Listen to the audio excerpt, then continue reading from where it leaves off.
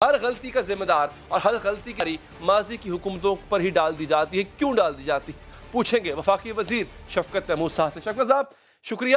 آپ کو تکلیف اس لیے دی کیونکہ آپ تو بڑے عرصے سے تحریک انصاف کے ساتھ ہیں, آپ سے پہلے حالانکہ آپ کسی اور حکومت میں تھے, لیکن سر عرض یہ ہے کہ وہ تمام لوگ جن کو آپ پاکستان کی بربادی کا ذمہ دار ٹھہراتے تھے, وہ جماعتیں اور ان جماعتوں میں شامل لوگ, وہ اب آپ کی ٹیم کا حصہ ہے.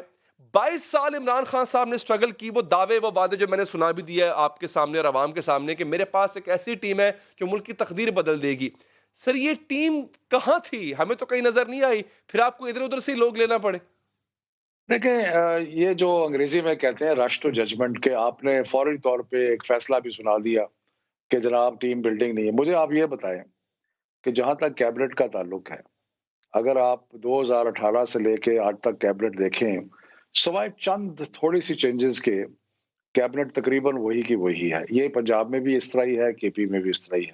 کچھ جگہ پہ تبدیلی کی ہے اور وہ تبدیلی ہوتی رہتی ہے, کوئی انہونی بات نہیں. ساری دنیا میں ایسے ہوتا ہے کہ جب آپ گورنمنٹ میں آتے ہیں اور جب آپ کام کرنا شروع کرتے ہیں تو پھر آپ کو دیکھتے ہیں کسی کا ایپٹیچیوڈ ایک طرف ہے, کسی کا ایپٹیچیوڈ دوسری طرف ہے.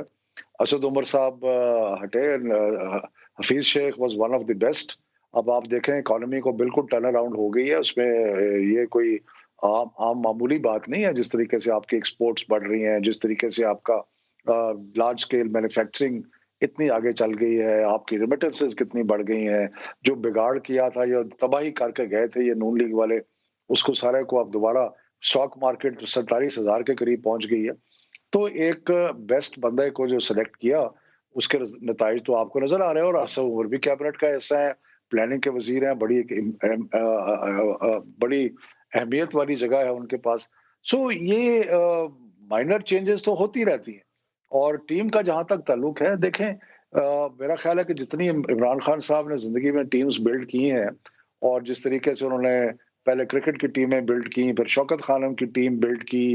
اب وہ تو کوئی ڈاکٹر تو نہیں تھے لیکن کمال کا اسپتال چلا کیونکہ ٹیم انہوں نے بلڈ کی. اس طرح نمل یونیورسٹی ایک آؤٹ سٹینڈنگ انسٹیٹیوشن ہے, کس وجہ سے کہ انہوں نے ٹیم بلڈ کی. شوکت خانم پشاور جو ہے وہ آؤٹ سٹینڈنگ ہے, ٹیم بلڈ انہوں نے کی. تو اور گورنمنٹ میں بھی آپ دیکھ رہے ہیں کہ ہر شعبے میں حالات بہتر ہو رہے ہیں. جی. اور میرا خیال ہے کہ یہ تو شفقت صاحب میرا بڑا سادہ سا سوال ہے یہ سر تو آپ آپ سے, رش ٹو ججمنٹ نہ آپ نے کریں. میری بلکہ رہنمائی فرمائی ہے اس میں. ہم ایک سینیریو ڈسکس کرتے ہیں. شوکت خانم ری بلڈ ہو رہا ہے, عمران خان صاحب ایک جہاں دیدہ آدمی ہے, وہ ٹیم بلڈ کرنا جانتے ہیں, آئی ایگری. شوکت خانم ہم 1992 میں چلے جاتے ہیں, دوبارہ ورلڈ کپ جیتا, شوکت خانم ری بلڈ ہو رہا ہے. سر آپ مجھے اپنے ایمان سے بتائیے گا اس کی جو مینجمنٹ ہے آفٹر عمران خان, جو اس کی مینجمنٹ ہوگی from M D to doctor level, جتنے بھی لوگ ہوں گے, سر کیا ان میں سے کوئی میٹرک پاس بندہ رکھیں گے آپ؟ جیسے آج آپ نے وزیر قانون, پہلے وزیر تعلیم لگایا تھا, شوکت خانم بنانے کے لیے کیا میٹرک پاس بندہ رکھا جائے گا؟ دیکھیں بات یہ ہے کہ یہ تھوڑا سا آپ زیادتی کر رہے ہیں, کیونکہ سیاست میں جو لوگ آتے ہیں ان کی بڑی ڈفرینٹ سکلز ہوتی ہیں, بڑی ڈفرینٹ ان کی ہوتی ہے. اگر ایک سیاستدان کو آپ شوکت خانم کا ہیڈ لگائیں گے تو میں بالکل آپ سے اگری کروں گا. لیکن اگر ایک سیاستدان جو ہے وہ ایجوکیشن منسٹر بنتا ہے جس میں مینجمنٹ کی بات ہے اور جس میں اس کا سارا تجربہ جو ہے وہ مینجمنٹ اور لوگوں کو ہینڈل کرنے کا ہے, تو میرا خیال ہے کہ اس میں کوئی بذائقہ نہیں ہے. بہتر تو ہے کہ یونیورسٹیز وغیرہ سے اگر اسکولوں سے ڈیل کرنا ہے تو زیادہ تعلیم ہو, لیکن اگر نہیں بھی ہے تو اس کے بارے میں میں تو بالکل ڈیفینسو نہیں ہوں. میں سمجھتا ہوں کہ جو لوگ الیکٹ ہو کے آتے ہیں, جو حلقوں میں آتے ہیں, میرا خیال ہے کہ بہت سارے ہمارے میڈیا کے دوستوں کو اندازہ نہیں ہے کہ الیکشن لڑنا, الیکشن لڑ کے آنا, اس کے لیے کتنی مہارت اور کتنی اسکل کی ضرورت ہے.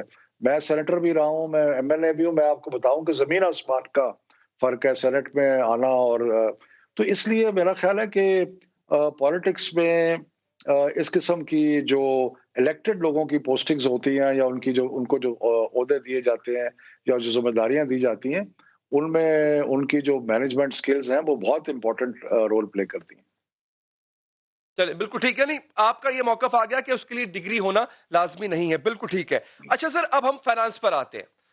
میرے لیے مجھے ایسا لگتا ہے سر, میں نے اگر اپنے گھر کا نظام چلانا ہے سر, اس کی جو ریڑھ کی ہڈی ہے وہ فائنانس ہے. مطلب میں اور کوئی بھی, آپ بھی اگر کما کے لے کر جائیں گے سر تو گھر کا نظام چلے گا, وہ ورنہ نہیں چل سکتا. اس طرح ملک کا نظام بھی سر فائنانس پہ ہی ٹکا ہوا ہے.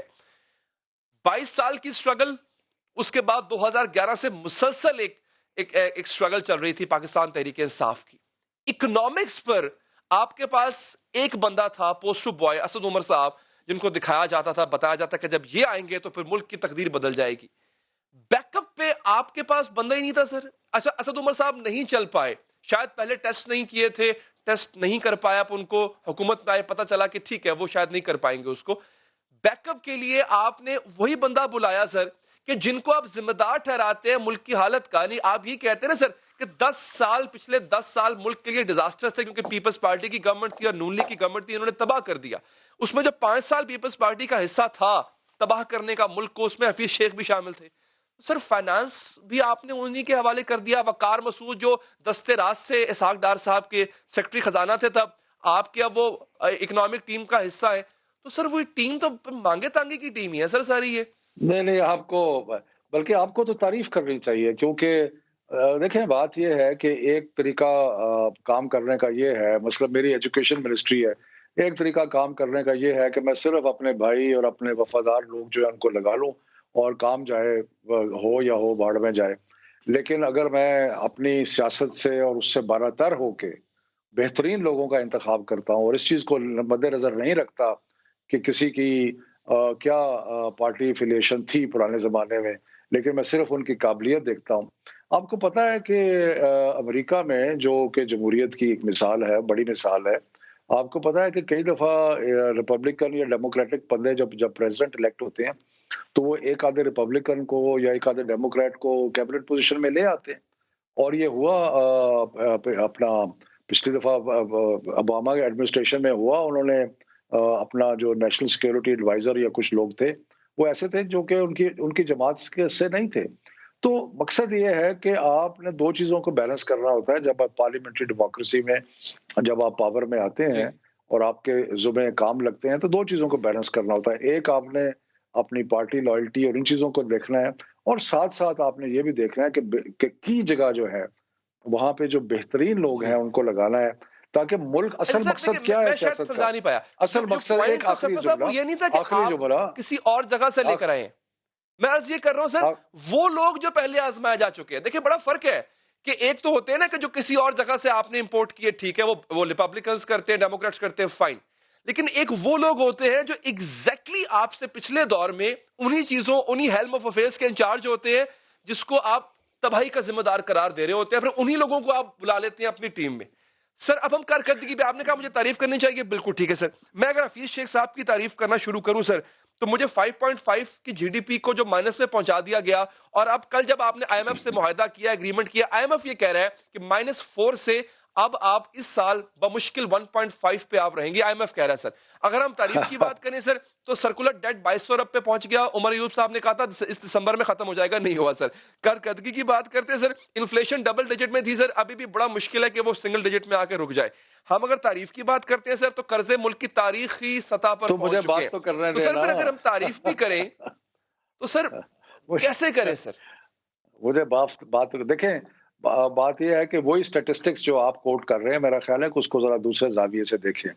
جہاں تک آپ کا سرکولر ڈیٹ ہے وہ $20 بلین تھا, جو کہ اب تقریباً پہلے تو بالکل ہی نارمل ہو گیا تھا, کوئی $3-4 بلین پہ آ گیا. اتنا بڑا فرق پڑا ہے. اس کے بعد قرضوں کی آپ بات کرتے ہیں, آپ کو پتہ ہے کہ ہم نے جو 11,000 ارب کے قرضے لیے ہیں, اس میں 8,000 ارب تو ہم نے ان کا انٹرسٹ پے کیا ہے, جو کہ یہ کرتے ہیں نون لیگ والے قرضے لیے تھے. اور اس کے بعد جو ڈیویلیویشن ان کی حماقتوں کی وجہ سے ہوئی, اس کی وجہ سے تو ٹوٹل قرضہ جو ایکچوئل لیا ہے وہ تو 1,000 بلین سے زیادہ نہیں ہے.